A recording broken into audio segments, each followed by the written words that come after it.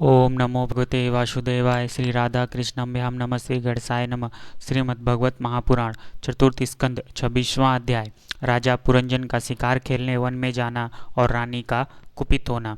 आप सभी भक्तगणों को राधे राधे, जय श्री कृष्ण। आज हम लोग 26वां अध्याय सुनेंगे, जिसमें है राजा पुरंजन का शिकार खेलने वन में जाना और रानी का कुपित होना। चलिए सुनते हैं।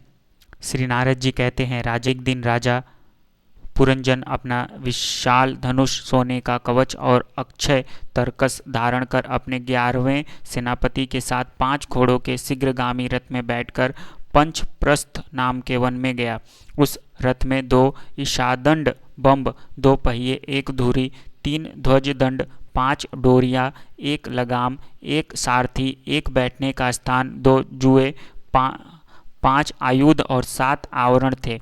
वह 5 प्रकार की चालों से चलता था तथा उसका साजवाज सब सुनहरा था। यद्यपि राजा के लिए अपनी प्रिया को क्षण भर भी छोड़ना कठिन था, किंतु उस दिन उसे शिकार का ऐसा शौक लगा कि उसकी भी परवाह न कर बड़े गर्व से धनुष बाण चढ़ाकर आखेट करने लगा। इस प्रकार आसुरी वृत्ति बढ़ जाने से उसका चित्त बड़ा कठोर और दयाशून्य हो गया था। इससे उसने अपने तीखे बाणों से बहुत से निर्दोष जंगली जानवरों का वध कर डाला। जिसकी मांस में अत्यंत आसक्ति हो, वह राजा केवल शास्त्र प्रदर्शित कर्मों के लिए वन में जाकर आवश्यकता अनुसार अनिषिद्ध पशुओं का वध करे, व्यर्थ पशु हिंसा करे। शास्त्र इस प्रकार उच्छृंखल प्रवृत्ति को नियंत्रित करता है। राजा जो विद्वान इस प्रकार शास्त्र नियत कर्मों का आचरण करता है, वह इस कर्मानुष्ठान से प्राप्त हुए ज्ञान के कारणभूत कर्मों से लिप्त नहीं होता। नहीं तो मनमाना कर्म करने से मनुष्य अभिमान के वशीभूत होकर कर्मों में बन जाता है तथा गुण प्रवाह रूप संसार चक्र में पड़कर विवेक बुद्धि के नष्ट हो जाने से अधम योनियों में जन्म लेता है। पुरंजन के तरह तरह के पंखों वाले बाणों से छिन्न भिन्न होकर अनेकों जीव बड़े कष्ट के साथ प्राण त्यागने लगे। उसका वह निर्दयतापूर्ण जीव संहार देखकर सभी दयालु पुरुष बहुत दुखी हुए। वे इसे सह न सके। इस प्रकार वहाँ खरगोश, सुअर, भैंसे, नीलगाय, कृष्ण मृग, शाही तथा और भी बहुत से मेध्य पशुओं का वध करते करते राजा पुरंजन बहुत थक गया।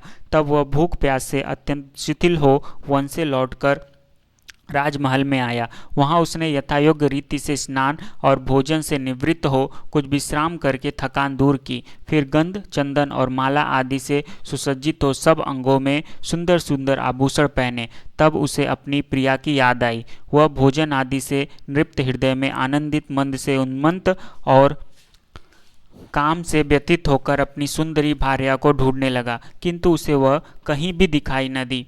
प्राचीन बरही तब उसने चित्त में कुछ उदास होकर अंतःपुर की स्त्रियों से पूछा, सुंदरियों, अपनी स्वामिनी के सहित तुम सब पहले की ही तरह कुशल से हो ना? क्या कारण है आज इस घर की संपत्ति पहले जैसी सुहावनी नहीं जान पड़ती? घर में माता अथवा पति परायण भार्या न हो तो वह घर बिना पहिए के रथ के समान हो जाता है। फिर उसमें कौन बुद्धिमान दीन पुरुषों के समान रहना पसंद करेगा? अतः बताओ, वह सुंदरी कहाँ है जो दुख संसार समुद्र में डूबने पर मेरी विवेक बुद्धि को पद पद पर जागृत करके मुझे उस संकट से उबार लेती है? स्त्रियों ने कहा,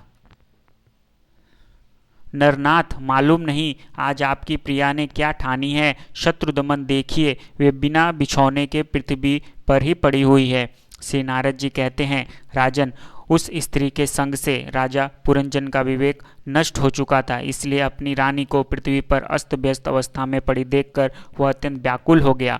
उसने दुष्खित हृदय से उसे मधुर वचनों द्वारा बहुत कुछ समझाया, किंतु उसे अपनी प्रेयसी के अंदर अपने प्रति प्रणय कोप का कोई चिन्ह नहीं दिखाई दिया।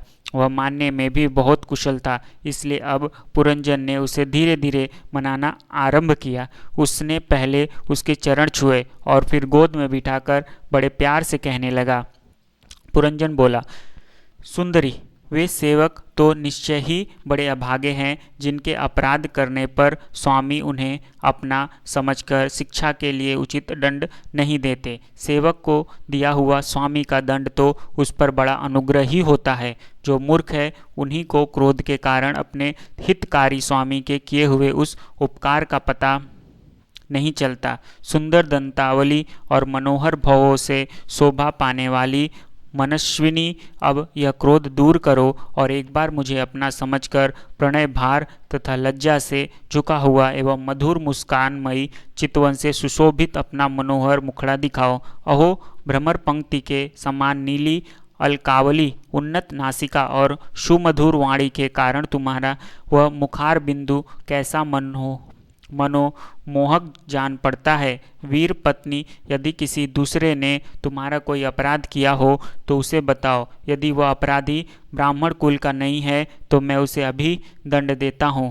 मुझे तो भगवान के भक्तों को छोड़कर त्रिलोकी में अथवा उससे बाहर ऐसा कोई नहीं दिखाई देता जो तुम्हारा अपराध करके निर्भय और आनंद पूर्वक रह सके। प्रिय, मैंने आज तक तुम्हारा मुख कभी तिलकहीन, उदास, मुरझाया हुआ, क्रोध के कारण डरावना, कांतिहीन और स्नेह शून्य नहीं देखा और न कभी तुम्हारे सुंदर स्तनों को ही शोकाश्रुओं से भीगा तथा बिंबा फल सदृश अधरों को स्निग्ध केसरी की लाली से रहित देखा है। मैं व्यसनवश तुमसे बिना पूछे शिकार खेलने चला गया, इसलिए अवश्य अपराधी हूँ। फिर भी अपना समझकर तुम मुझ पर प्रसन्न हो जाओ। कामदेव के विषय बाणों से अधीर होकर जो सर्वदा अपने अधीन रहता है, उस अपने प्रिय पति को उचित कार्य के लिए भला कौन कामनी स्वीकार नहीं करती। प्रेम से बोलो राधे राधे। जय श्री कृष्ण। यहाँ पे हमारा 26वां अध्याय समाप्त होता है। नेक्स्ट अध्याय में हम लोग पुरंजनपुरी पर चंडवेग की चढ़ाई तथा काल कन्या का चरित्र को सुनेंगे। तब तक के लिए आप सभी भक्तगणों को राधे राधे। जय श्री कृष्ण।